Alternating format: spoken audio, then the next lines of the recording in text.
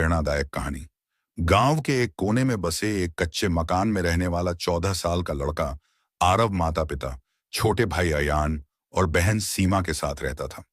पिता रामस्वरूप गांव के ही एक खेत में मजदूरी करते थे, जबकि मां सुशीला कभी कभी गांव की औरतों के यहाँ बर्तन धोकर घर चलाने में मदद करती थी। घर की हालत ऐसी थी कि बारिश के दिन छत टपकती, दीवारें सीलन से भरी होती और खाने के लिए कभी कभी चावल सब्जी भी नसीब नहीं होता था। आरव पढ़ाई में होशियार था, मगर उसके हालात उसके सपनों से बहुत दूर थे। जीवन का मोड़।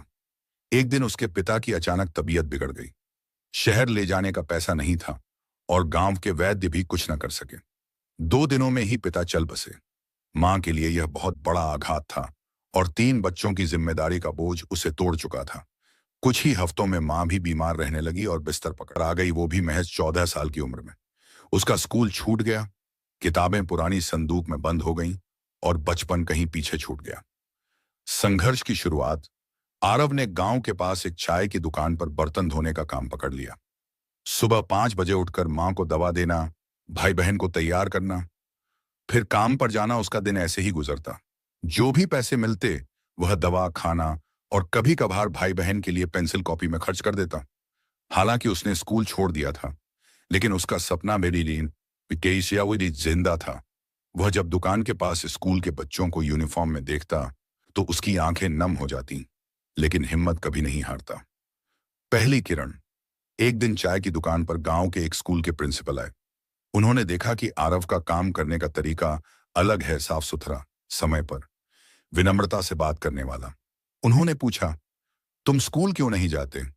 आरव ने आंखें नीचे कर जवाब दिया, घर में अब कमाने वाला कोई नहीं सर, मुझे काम करना पड़ता है। प्रिंसिपल साहब चुपचाप चले गए। 2 दिन बाद वो फिर आए। इस बार अपने साथ कुछ किताबें और कपड़े लाए। उन्होंने कहा, तुम शाम के समय स्कूल आओ, पढ़ाई फ्री में होगी और खाना भी मिलेगा। बाकी समय में तुम चाहो तो काम कर सकते हो। आरव की आंखों में पहली बार उम्मीद की चमक दिखाई दी। उसने दुकान के मालिक से बात की, जो पहले तो हिचकिचाया मगर मान गया। अब आरव सुबह 6 से 10 तक चाय की दुकान पर काम करता, फिर स्कूल जाता, शाम को घर आता, माँ और भाई बहन की देखभाल करता और रात को पढ़ाई करता। कड़ी मेहनत का फल। आरव की मेहनत रंग लाने लगी। वह क्लास में हमेशा अव्वल आता। अध्यापक भी उसकी लगन से प्रभावित थे। धीरे धीरे उसे स्कूल की ओर से छात्रवृत्ति मिलने लगी, जिससे किताबें, कपड़े और कुछ जरूरी चीजें आने लगी। आरव ने 10वीं की परीक्षा टॉप की, फिर 12वीं में भी जिले में नाम कमाया। उसके अच्छे अंकों की वजह से उसे एक इंजीनियरिंग कॉलेज में फ्री में दाखिला मिला।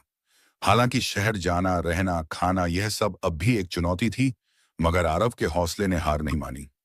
वह कॉलेज के साथ साथ पार्ट टाइम जॉब करने लगा, कभी ट्यूशन पढ़ाकर, कभी डिलीवरी बॉय बनकर। उसने कभी शिकायत नहीं की। माँ अब ठीक हो चुकी थी और सीमा भी स्कूल जाने लगी थी। छोटा भाई अयान अब कहता, भैया मैं भी आप जैसा बनना चाहता हूं। सफलता की उड़ान। 4 साल बीते। आरव ने कॉलेज से टॉप किया और एक बड़ी टेक कंपनी में उसे जॉब मिल गई। महीने की पगार 1,20,000 रुपए। उस दिन जब उसने पहली तनख्वाह घर भेजी, मां की आंखें भर आईं। गांव में यह बात आग की तरह फैल गई। रामस्वरूप का बेटा बड़ा इंजीनियर बन गया है। लेकिन आरव ने गांव को नहीं भूला। वह छुट्टियों में गांव आता, स्कूल जाता, बच्चों को किताबें बांटता और उन्हें पढ़ाई के लिए प्रेरित करता। एक दिन गांव के प्रिंसिपल ने मंच पर उसे बुलाकर कहा, यह बच्चा अब हमारे गांव की पहचान है। इसने साबित कर दिया कि हालात चाहे जितने भी कठिन हों, अगर हौसले बुलंद हों तो कुछ भी नामुमकिन नहीं। आरव की सोच। आरव अब सिर्फ अपने लिए नहीं, बल्कि सैकड़ों बच्चों के लिए एक मिसाल बन चुका था। उसने गांव में एक छोटा सा लर्निंग सेंटर खोला, जहां गरीब बच्चों को फ्री में पढ़ाया जाता था। उसका सपना था कि कोई और बच्चा अपने सपनों को गरीबी की वजह से कुर्बान न करे।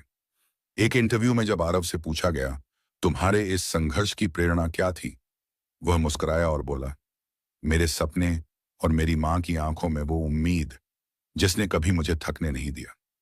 यह कहानी हमें सिखाती है कि परिस्थितियां चाहे जैसी भी हों, अगर इंसान के अंदर कुछ कर दिखाने की नहीं दिया। यह कहानी हमें सिखाती है कि परिस्थितियां चाहे जैसी भी हों, अगर इंसान के अंदर कुछ कर दिखाने की चाह हो, मेहनत करने का जज्बा हो और अपने परिवार का साथ हो तो कोई भी मुश्किल रास्ता उसे रोक नहीं सकता। संघर्ष की आग में तपकर ही इंसान सोना बनता है। बर्दाश्त करने का नाम है जिंदगी और सब्र करने का नाम है कामयाबी। बर्दाश्त और सब्र करते रहो और अपनी जिंदगी में आगे बढ़ते रहो। धन्यवाद।